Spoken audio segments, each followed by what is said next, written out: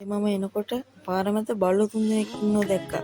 එක බල්ලෙක්ගේ නම් කටේ ගෙඩි වගේක් තියෙනවා. අනිත් බල්ලොන්ගේ නම් අවුලක් නෑ. හැබැයි ලෝම නෑ ඒ බල්ලොන්ගේ. මේ බල්ලගේ කටේ ගෙඩි දාන්න සතෙක්ගේ විස වගේක් කවලම් වෙලා කියලා තමයි කියන්නේ බත්වලට. මේ සත්තු ඉන්නේ ගොඩක් දුරට මිනිස්සු බලන් ඉන්න මේ සත්තුන්ව මරන්න.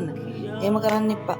ඔයාලා හොඳ බල්ලෝ හදන්නේ. මේ වගේ සතෙක් දැක්කම අනිවාර්යෙන් උදව් කරන්න. හොඳ බල්ලොත් එකයි මේ නෝමල් බල්ලොත් එකයි. ඒ වගේ තිරසන වැඩ කරන්න එපා. මං කියන්නේ මේ බල්ලොන්ට ඇහැක් උපකාරයක් කරන්න දකින්න තැන්වල කෑම පැකට් එකක් අර ගිහින් දෙන්න මේ සත්තුන්ට. මේ බල්ලොන්ට උදව් කරන අයත් ඉන්නව නැහැ කියන්නේ. සමහර කට්ටිය ඉන්නව මේ බල්ලොන්ට ගහන.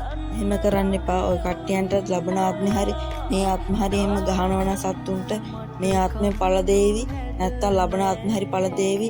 එහෙම කරන්න යන්න එපා. මේ සත්තු දකින්න තැන්වලට හරි ගිහිල්ලා කෑම පැකට් එකක් අතේ තියෙන මුදලට බනිස් ගෙඩියක් හරි ගිහින් දෙන්න බලන්න මේ සත්තුන්ට.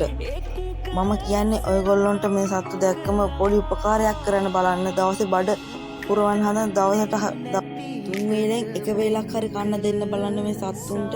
මේ සත්තුන්ට කන්න කවුරුවත් දෙන්නේ නැහනේ.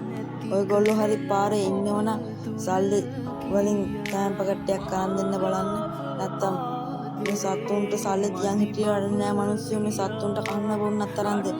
ඒ සත්තුන්ට කන්න බොන්න අරන් දෙන තරම තමයි මිනිස්සුන්ටත් හරියන්නේ. ඒ වගේ සත්තුන්ට අරන් දෙන්න ඕන අනිවාර්යෙන් ඔය කට්ටිය.